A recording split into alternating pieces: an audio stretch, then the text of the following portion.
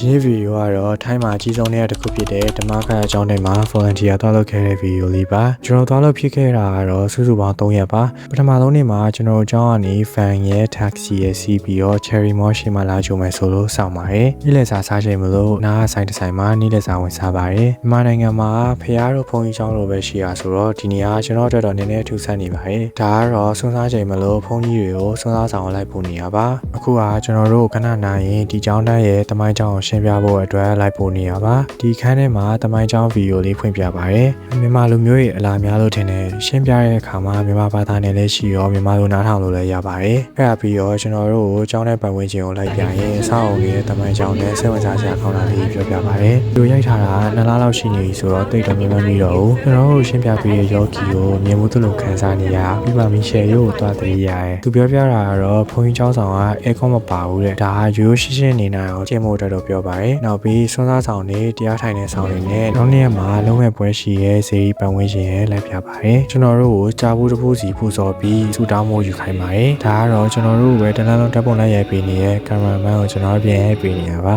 ကျွန်တော်တို့ကိုဒီပုံလေးလက်ဆောင်ပြန်ပေးပါတယ်အဲ့ဒါပြီးတော့တခြားနေရာသွားဖို့ကားဆောင်ပါတယ်ဒါကနောက်နေ့ပွဲအတွက်ပြင်ဆင်နေကြတာပါဟိုဘက်ကမိုက်တီမီရှို့နေရလားမသိဘူးမီကိုရအများကြီးပဲလမ်းကချောနေပေမဲ့ကားကဘာလို့လဲမသိဘူးခုံနေတာဖုန်းတော်လွတ်ကြအောင်လို့ဖြစ်သွားတယ်တော့တနင်္ဂနွေနေ့ရတဲ့လူတွေအများကြီးမနေ့ကတရားလာထိုင်ကြရမလို့မနေ့ဖြန်အတွက်ထိုင်ကုန်နေပြင်နေကြတာပါကျွန်တော်တို့ကတော့မခါပူချာနေ့မှာတရားလာထိုင်တဲ့သူတွေအတွက်ဘာသာပြန်တဲ့ဆက်တွေမပြအောင်နံပါတ်လေးတွေကပ်ပြီးပြင်ပေးရမှာပါတကယ်ကတော့သူကရေဒီယိုလိုပါပဲကျွန်တော်တို့ကဆက်ရတဲ့ချက်ရဲကိုနံပါတ်2ရဲ့အိတ်ထဲမှာထည့်ရပါတယ်ဒါကတော့မောပြေစားဖို့ရေခဲချောင်းမှာကုန်ပြီးသွားတော့အိမ်ကိုခဏပြန်ရပါတယ်ဘာလို့လဲဆိုတော့ကျွန်တော်တို့က3ရက်လောက်သွားပြန်လုပ်ရမယ်ထင်ဘာမှမယူလာမလို့ဝယ်စားရိတ်ပြန်ယူရတာပါနိုင်ဝါလောက်နဲ့ညစာစားပြီးလိုအပ်တာတွေကုန်ထည့်ရမလို့အမြန်လုပ်ရပါတယ်ဒါတောင်ကျောင်းကိုသွားရကနည်းနည်းကြာနေလို့15မိနစ်လောက်နောက်ကျသွားသေးတယ်ကျောင်းမှာညဆိုတော့နည်းနည်းမောင်းနေပေမဲ့ကျောင်းထဲမှာဆိုတဲ့စိတ်ကြောင့်ရောက်တယ်လို့တော့မခံစားရဘူးကျွန်တော်တို့လိုက်ပို့ရင်ချားလူတွေရောထပ်ပါလာပါတယ်အခုကတော့အခန်းယူဖို့အတွက်စီးရင်သွင်းရတာပါဒီမှာဖြည့်ရတာတွေကတော်တော်များများပဲရုံးခန်းပိတ်မှာမလို့အပြင်ထွက်ဆောင်ခိုင်းတဲ့အချိန်မှာကျွန်တော်ကတော့ထုံးစံအတိုင်းအိမ်သားရင်လိုက်ရှာပါတယ်လူဆောင်တဲ့အချိန်ကျတော့ကိုယ်ပိုင်ကပြားလေးယူပြီးအိမ်မက်နေရာကိုသွားပါမယ်ဒီမှာကတော့အကုန်လုံးက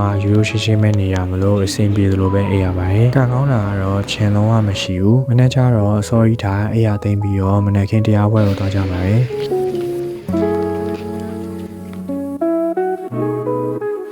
ဒီမှာကတော့လူတွေကတော့အများကြီးပဲနေ့မနေ့နဲ့လာပြီးတော့တရားနာပြီးတရားထိုင်တာမျိုးတွေလုပ်ကြတယ်လို့ပြောပါရယ်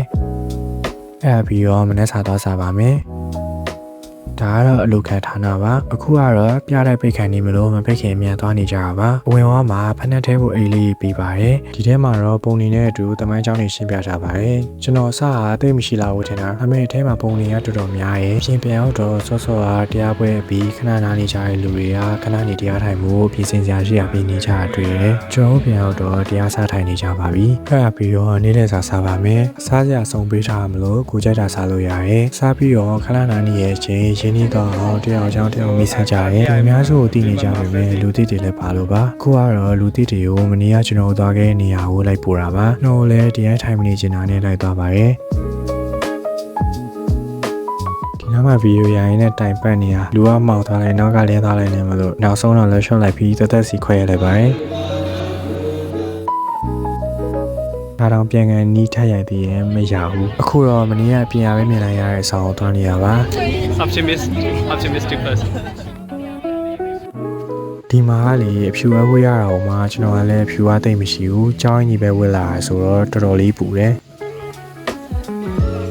ဒီကလူတွေကတော့ဘယ်ရောက်အနည်းဆုံး15မိနစ်လောက်တရားထိုင်ကြရဲကျွန်တော်ကတော့နည်းနည်းပြင်ပန်းနေမလို့ခဏပဲထိုင်ပြီးရှောက်ပဲကြည့်ပါရဲ့နောက်မှာရှီကန်လေးတွေ့ရောစကိုင်းကကောင်းမှုတော်ဖျားအောင်သွားတည်ရတယ်ကောင်းမှုတော်မှာလည်းအနောက်ထဲကိုသွားလိုက်ရှီကန်လေးရှိရဲနောက်ပြီးဖုံဖုံနဲ့အတူတရားထိုင်ကြပါရဲ့အဲ့ပြီးတော့ဒီမှာခဏနာရဲနားပြီးတော့မျက်နှာချင်းစာယောဂီဆောင်သွားပါမယ်ကျွန်တော်တို့ဒီထိုင်းချိုပွဲလေးကြည့်ပါရဲ့သောတာချင်းစားတော့ကတိတ်မကြိုက်ဘူးဒါပေမဲ့ရတာချိုချိုဆင်းဆင်းလေးနဲ့အုံလို့ကြောလိုမျိုးလေးစားရင်းနဲ့တော်တော်ကြိုက်လာသူတို့ကလည်းအများကြီးပုံနေတာစောင်းဆိုတာနဲ့မပြန်မချင်းထိုင်စားနေအောင်9မှုလောက်တော့ရှိတယ်ကျွန်တော်တို့တနားရီကျော်လောက်စိတ်ကိုအေးချမ်းအောင်နေတတ်ဖို့ရဲ့ဘာသာရေးအကြောင်းရဲ့ပြောပြပါရဲ့အဲ့ပြီးတော့ကိုနေမဲ့နေရာကြီးစီပြန်ကြပါရဲ့ကျွန်တော်တို့ကဒီမှာမအိတ်ချင်တာနဲ့ညစာဝယ်ပြီးအိမ်ပြန်ပါရဲ့ဒါရဲမှာတရားနာပြီးနောက်နေ့မှာခါပူချာလေးမှာစီမီပူစော်ပွဲရှိလို့တွားနေရပါကားဆရာကိုခွင့်တောင်းပြီးကျွန်တော်အကြိုက်ဆုံးသချင်းလေးဖွင့်ထားပါရဲ့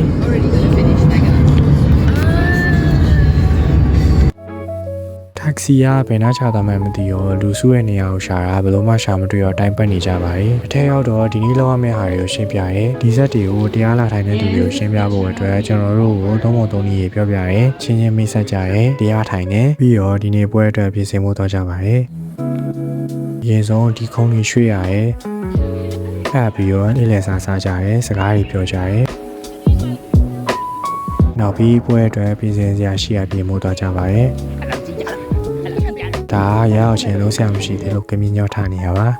ပြီးတော့လူစုပြီးလောရမယ့်ဟာကြီးပြောရဲနေရာချပြီးရဲဆက်ပြီးဆင်ရမယ့်ဟာကြီးရှင်းပြရဲကျွန်တော်ကတော့ပါတိုင်းမြတ်ဆက်တွေကိုကောင်းမကောင်းရဲဘက်ထရီချမ်းမချမ်းစစ်ပြီးတော့မကောင်းတာတွေအားမချမ်းတာတွေဆိုရင်အစ်စ်လဲတကယ်လဲအောင်လုပ်ရပါတယ်ချားဖွဲ့တွေကတရားလာထိုင်တဲ့လူတွေဝေစားလဲဖို့အတွက်ဝေစားရှာပေးရမျိုးလုပ်ရတယ်ကျွန်တော်ကဆက်အလုံးရင်300ကျော်ကိုတယောက်တည်းလုပ်ရတာကြောင့်လုံးဝမနိုင်ဘူးအဓိကကတော့အချိန်ကမှလုပ်ရတော့တိတ်ပြီးအဆင်မပြေဘူးကျွန်တော်ဖွဲ့ရတဲ့လူတွေဆိုလဲဆင်ရငွေကောက်တာ passport တင်ထားပြီးစင်းရင်လုပ်ရတာဆိုတော့သူလည်းမနိုင်ဘူးလူတွေကရောက်လာရင်တတုတ်ကို15ရောက်ရောက်နေ10လောက်ဆိုတော့တော်တော်လုံးရှုပ်ပြီးပြင်မှန်းရပါတယ်ခဏလေးအားနေတော့တခြားစပွဲတွေလဲသွားပါတယ်အဲမှာတောင်းဝင်ကြရဆိုတော့အပြင်ဘက်ကိုအားရင်အားတယ်လို့အမြန်သားကြည့်ရပါတယ်ပြင်ဘက်မှာဖျောင်းနိုင်တော့မှဆိုတော့အတွင်းထဲကိုလည်းအမောင်ချတာပါအမောင်ထဲမှာဖျောင်းနိုင်နေပဲစင်းလုပ်ရတာဆိုတော့တော်တော်လေးတော့ဒုက္ခရောက်ခဲ့ပါတယ်ဖျောင်းနိုင်မထုံးခင်အချိန်မီလေးအပြင်ခဏပြန်ခဲ့ပါတယ်အဓိကAOV ကိုခေါ်ပြီးပြချင်လို့ပါဖျောင်းနိုင်ထုံးပြီးရဲ့ချိန်ကတော့ဖျောင်းနိုင်နေရအများကြီးဆိုတော့တဘာပတ်ဝန်းကျင်ထိရပေမဲ့တော်တော်လေးလာတာပါဒီလိုမျိုးချိန်ဆိုခုနိုင်ငံအကြောင်းကိုပြန်တွေးပြီးအရန်စိတ်ညစ်ရတယ်သူ့ရဲ့ပြန်ထွက်လာတော့ဆက်တွေပြန်အပ်ပြီးပတ်စံပြန်လို့တဲ့အချိန်လူတွေကအကုန်ရောက်လာဆိုတော့စင်းရင်းနေမှပြီးအကုန်လဲကုန်တော့ချားတွေပါဝင်ကူပါတယ်ကုန်ပြီးသွားလို့ဘယ်သူမှမရှိတဲ့အချိန်ရောက်ခွင့်မြင်တဲ့ဟိုတယောက်တည်းတော့ကြည့်ပါရဲ့volunteer တွေကိုကျေးဇူးတင်ကြောင်းပြောပြီးတပ်ပုံလေးတွေလက်ဆောင်ပေးပါတယ်ကျွန်တော်ကတော့တပုံရပြီးသားဆိုတော့နှစ်ပုံပေါ့အဲ့ဒါပြီးတော့တပုံရတဲ့အချိန်မှာရည်ရှင်းနေအောင်ဘလို့မှထိန်းလို့မရဘူးဘာလို့ရည်ရှင်းနေရလဲဆိုတာတော့မပြောပြတော့ဘူးအဲ့နောက်ကတော့ကိုလူနဲ့ကိုပြန်ကြပါပြီ Happy. I like this job. Sure. ကျွန်တော်တို့ကတော့ပြန်ဖို့အပြင်မှာကားဆောင်ပါတယ်ဒီနေ့ကတော့တော်တော်လေးပြင်ပန်းခဲ့ပါတယ်အားလုံးပဲဆုံးဖြတ်ကြည့်ပေးကြလို့ကျေးဇူးတင်ပါတယ် See you later